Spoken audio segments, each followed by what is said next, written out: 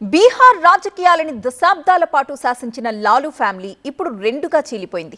Assembly ఎన్నికల్లో ఓటమికి తేజస్వి యాదవే కారణమని మిగతా కుటుంబ సభ్యులు ఆరోపిస్తున్నారు.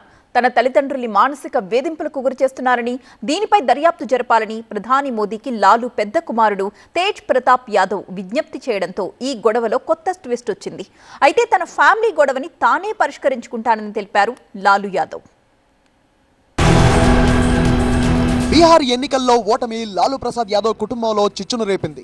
తేజస్వి యాదవ్ ఒకవైపు, మిగతా లాలూ సంతానం రెండుగా చీలిపోయారు. లాలూ పెద్ద కుమారుడు తేజ్ ప్రతాప్ యాదవ్ తన కుటుంబ పరిస్థితిపై చేసిన వ్యాఖ్యలు సంచలనం రేపుతున్నాయి. తన సోదరుడు తేజస్వి యాదవ్, ఆయన సన్నిహితులు తమ కుటుంబాన్ని, పార్టీని ముక్కలు చేస్తున్నారని ఆరోపించారు. ఆ ద్రోహుల వల్ల తమ తల్లిదండ్రులు మానసిక వేధింపులకు గురవుతున్నారని, దీనిపై దర్యాప్తునకు ఆదేశించాలని ప్రధాని మోదీని, రాష్ట్ర ప్రభుత్వాన్ని కోరారు. తేజస్వి యాదవ్ చుట్టూ ఉన్న కోటరీ ఆర్జేడీని బలమైన పార్టీగా మార్చడానికి ఎన్నో ఏళ్లుగా కష్టపడిన వారిని విస్మరిస్తున్నారని విమర్శించారు. దురాశ, అహంకారంతో విర్రవీగుతున్న తేజస్వి సహాయకులు తన తల్లిదండ్రులు లాలూ ప్రసాద్, రబరీదేవిలను వేదనకు గురిచేస్తున్నట్టుగా తెలిసిందన్నారు. తన తండ్రి ఇప్పటికే అనారోగ్యంతో బాధపడుతున్నారని, ఈ పరిస్థితుల్లో ఒత్తిడిని తట్టుకోలేరని అన్నారు. దీనిపై దర్యాప్తునకు ఆదేశించాలని తాను ప్రధాని మోదీని, బీహార్ ప్రభుత్వాన్ని అభ్యర్థిస్తున్నా అని చెప్పారు.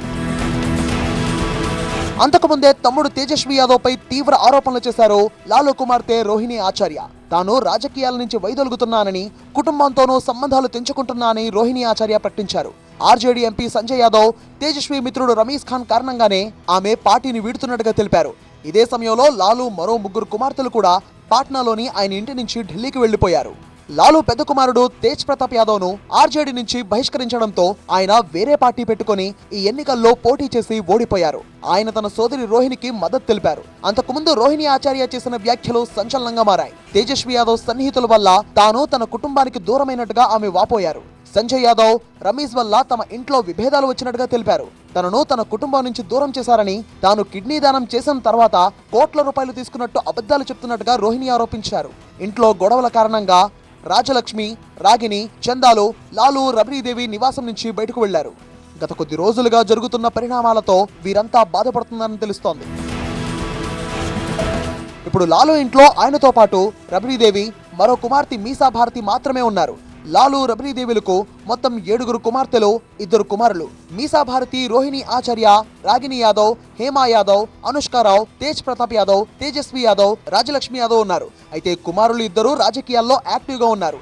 ఇటీవలే జరిగిన ఎన్నికల్లో ఆర్జేడీ కాంగ్రెస్ భాగస్వామ్యంలో మహాగఠబంధన్ కూటమి సీఎం అభ్యర్థిగా తేజస్వి యాదవ్ ఉన్నారు.